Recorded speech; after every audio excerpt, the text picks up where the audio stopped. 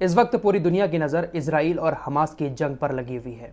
ताज़ा अपडेट क्या है, इस वक्त के हालात क्या हैं, सारी चीज़ें आपके सामने रखेंगे। लेकिन पहले आपको अफगानिस्तान की तरफ लिए चलते हैं। तालिबान अफगानिस्तान, यहाँ पर भी हाहाकार मचा हुआ है। लाशों पे लाशें अभी भी लगातार निकल रही हैं। जहाँ पर भी मलबे को हटाया जा रहा है वहाँ पर लाशें निकल रही हैं। दरअसल 2 दिन पहले अफगानिस्तान के अंदर एक विनाशकारी भूकंप आया। अफगानिस्तान के अंदर ये जो भूकंप आया, इसकी चर्चा इजराइल और हमास की जंग के बीच दब कर रह गई, लेकिन हाहाकार मचा गया ये भूकंप। 6.3 इसकी तीव्रता थी। 3 घंटे में 6 बार भयानक शॉक आए, ज़मीन थरथराई और कई गांव तबाह हो गए। अब तक तकरीबन 2000 से ज़्यादा लोग मारे जा चुके हैं, हज़ारों लोग घायल हैं। अफगानिस्तान के कई गांव पूरी तरह से नष्ट हो गए हैं, एक भी घर सही सलामत नहीं बचा है। एक अपडेट के मुताबिक हज़ारों घर पूरी तरह से जमींदोज हो गए हैं, उसके नीचे लोग दब गए और उनकी मौत हो गई। मलबे को हटाया जा रहा है, रेस्क्यू ऑपरेशन वहाँ के लोग मिलकर कर रहे हैं, तो लाशें अंदर से निकल रही हैं। अफगानिस्तान के अंदर आए इस विनाशकारी भूकंप से हालात बहुत ज़्यादा बेकार हो गए हैं, जिसके चलते हुए राशिद खान जो अफगानिस्तान के लेग स्पिनर हैं, पूरी दुनिया में इस वक्त इनका नाम छाया हुआ है।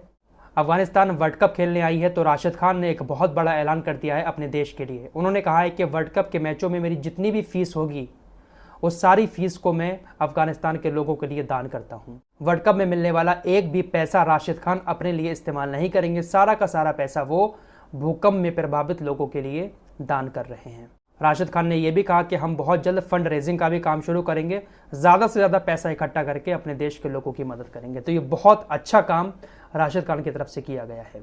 अब जब तालिबान की बात चली है, तो तालिबान का एक स्टेटमेंट भी आपको बता देते हैं जो उसने इजराइल और हमास की जंग को लेकर दिया है। तालिबान ने ईरान, इराक और जॉर्डन से मांग की है कि वो अपने देश से निकलने का हमें रास्ता दें। हम उनके देश से निकलकर यरूशलेम को जीतना चाहते हैं। यानी सीधे तौर पर तालिबान इस बात पर आमादा हो गया है कि हम यरूशलेम में घुसेंगे, इजराइल से लड़ेंगे और यरूशलेम को जीतेंगे।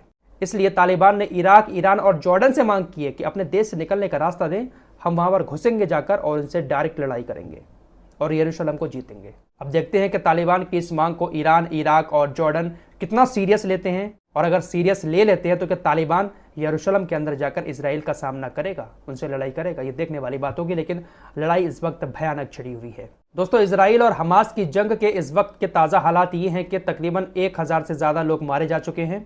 इस जंग में अब तक 500 फिलिस्तीनियों की मौत हुई है, 700 इजराइल के लोग मारे गए हैं, 2000 से ज़्यादा घायल बताए जा रहे हैं। वहीं इजराइल ने दावा किया है कि हमास ने उसके तकरीबन 130 महिलाओं और बच्चों को गाजा पट्टी की सुरंगों में छिपा रखा है और वो उनको ढाल बनाकर हमारे ऊपर हमला करेगा।